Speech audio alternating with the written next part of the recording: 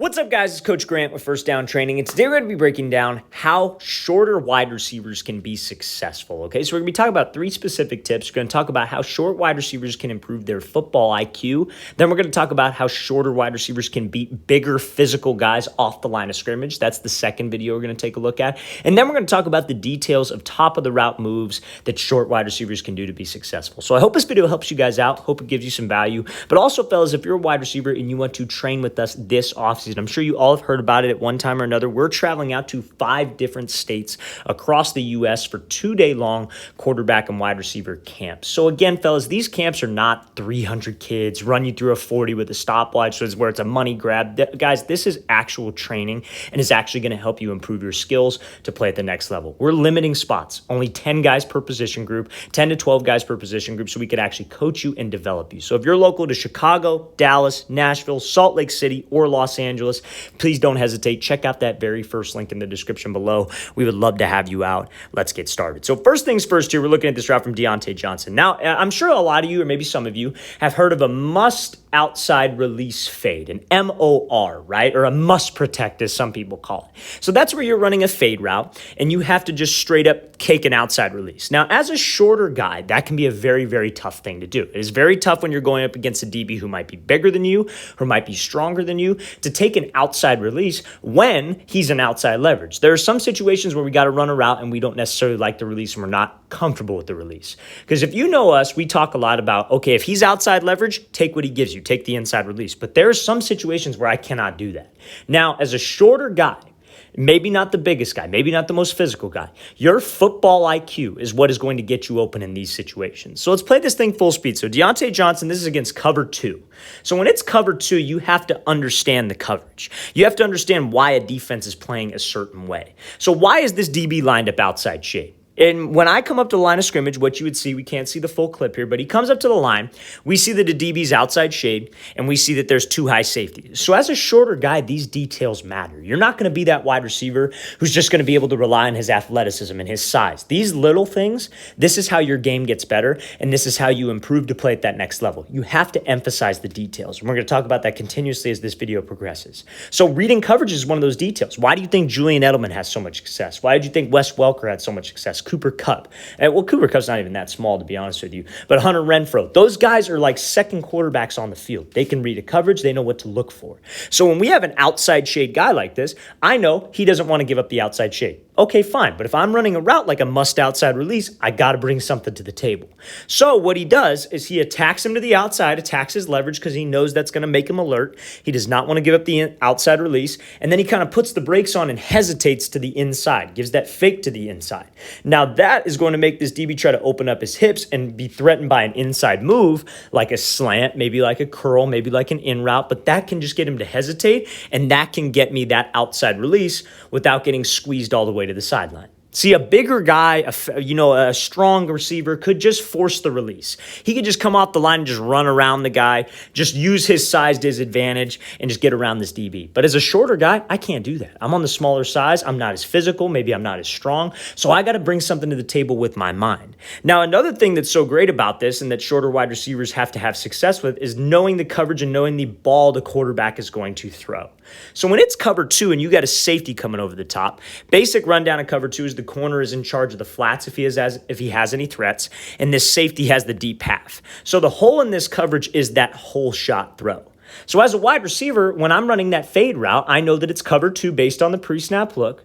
I know what release is going to get me open, how I can get that MOR, that must outside release, but also I'm ready for the ball to be on a line. I'm not expecting the ball to be put over the top. I'm not having my head down running deep like I'm getting this deep 50-yard bomb. I'm expecting the ball in that hole shot. And that is how you can get the next step up on the competition when you're a shorter guy. You have to emphasize those details. You have to have a high football IQ. That's at the end of the day how you can be successful when it matters, when the full pads come on. Let's play this thing again, full speed one more time. Great job by Johnson showing us how to take that MOR against cover 2, how to expect that ball, and showcasing a high football IQ. So now we're looking at this second clip here from Johnson.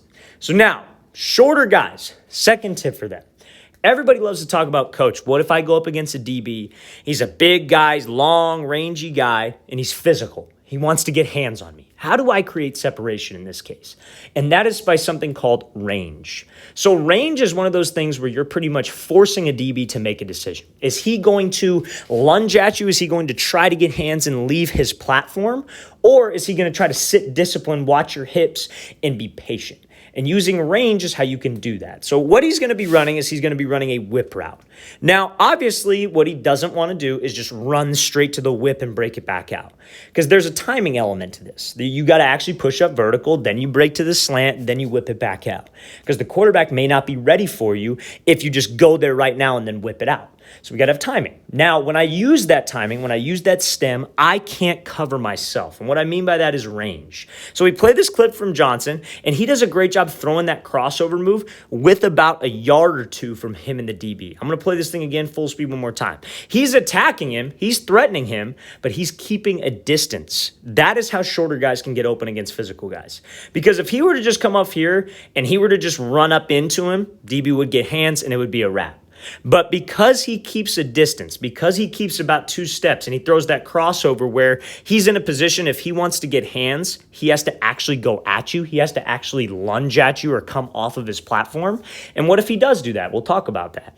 But because we're in that space, if he wants to sit disciplined, he doesn't have hands. And when you're a shorter guy and that DB doesn't have hands, you should get open every single time. That should not even be a problem for us. So when you come off that line, fellas, against a bigger guy, keep that range, keep that space between the two of you, and that is how we can win on the route. Because now you see when he breaks to the slant, this DB's got no hands, he's playing man coverage, and all it takes is just to put the brakes on a dime, be violent with my hips, and get out of that route. So that is textbook using range as a wide receiver, as a shorter wide receiver. Now, one other thing though, and again, being a short wide receiver doesn't mean that you're below like 5'10". It means that the DB is just taller than you, right? What do you do if you're shorter than the DB? And maybe not as strong? This is how you can do it. Now, what if you close the distance and you're making him make that decision, but he does get hands on you?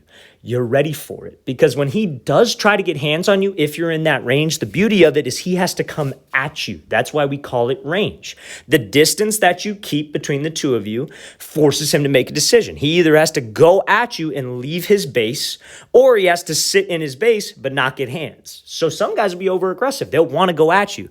But when he lunges at you and he doesn't have his base, and he's running at you and he's overcommitting to it, all it takes is a shoulder dip. All it takes is you to combat his hands and swat, depending on what he does. Like, for example, if he were to lunge at him right here, all Diontae Johnson could do is swat his left arm on the elbow, the shoulder, the wrist, and just dip back underneath and run the whip. It's that simple, fellas. You just have to have a plan, and you have to be ready to react off of either situation that DB shows to you, okay? So I hope that makes sense. I hope you guys get that. I know range can be kind of complicated sometimes, but that's on a lot of releases. You could use it on like a split release. You could definitely use it on like a slide release or a release where you attack that DB. Let's play this thing again, full speed. Great job using the crossover, snapping this thing off, and keeping a good distance between the two of you. And fellas, one other thing, I want to get this point across. He's not thinking about that during the play.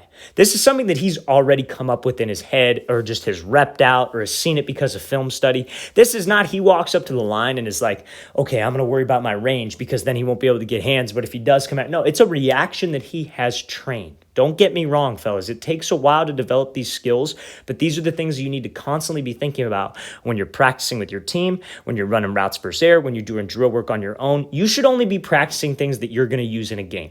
If you don't use it in a game, why are we practicing it, right? You need to be practicing these realistic situations that you will see time and time again through film study that you know, and just pretty much basic DB coverage, right? So I hope that helps you guys out. Now, last clip I want to talk about is, again, it brings me back to the details of the wide receiver position. But as a short guy, you really got to overemphasize those details, especially when it's top of the route. So we're going to be looking at this like out and up. So some of the common mistakes, I'm going to play at full speed. Some of the common mistakes on an out and up that taller guys can kind of get away with, maybe the fastest guys on the field can get away with, is being lazy with this out break right here, where you break from the 10-yard stem to the out route. Those 3 steps that you take to try to get this DB to crash. Now, bigger guys don't necessarily worry too much about this, because if they just get this DB to hesitate and they got him by a step, they could win that jump ball. If you're real fast, you could get away with it because you could just pretty much run around a DB. But if you're maybe not the fastest, but maybe you're not the biggest either, you're just kind of average build guy, but you're a good route runner, those details bring you to that conversation of, okay, he's a great receiver, right? So when he breaks to this out route, one of the main details that he emphasizes is that his hips and his shoulders are fully committed to the break. As a shorter guy, it's easier for us to change direction. It's not as hard. Like a bigger guy, he has a very hard time making a 10-yard outcut and taking 3 steps, gaining ground, because it's harder for him to move like that because he's a big guy. So as a shorter guy, we have to use that size to our advantage. We have to make sure that those details of us selling the route, the details of us getting out of breaks are all emphasized. Because that is, again, if I'm a coach and I'm a college coach and I'm watching a short guy on film, I'm thinking already he's undersized. What else does he have? Does he have speed? Does he have explosion? But can he get in and out of his breaks? And that is something you need to work on. So Johnson, great example. He pushes off of that cut.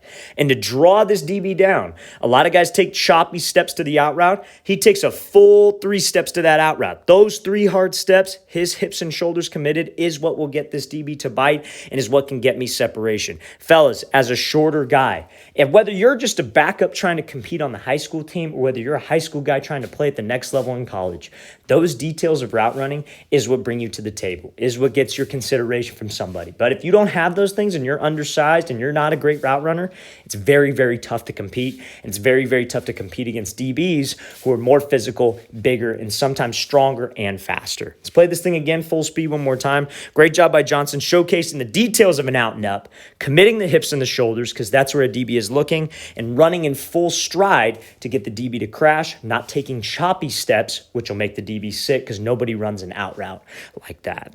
All right, fellas, I really want to thank you for watching. I really appreciate it. If you guys have any questions at all, don't hesitate to leave those in the comment section below. We always appreciate the feedback, you guys. You guys help keep the page going, so any kind of video suggestions is always much appreciated. And again, fellas, if you'd like to come out to one of our off-season camps, like we said, it's going to be 2 days of training, 4 hours each day, limited groups of only 10 to 12 kids. And again, guys, it's not a combine. It's not the college showcase, as people like to say, where it's just a total ripoff. This is training to help you get better. So if you guys are in Chicago, Dallas, Nashville, Salt Lake City, or Los Angeles, check out that very first link in the description below. We'd love to have you out. I'll see you guys next time.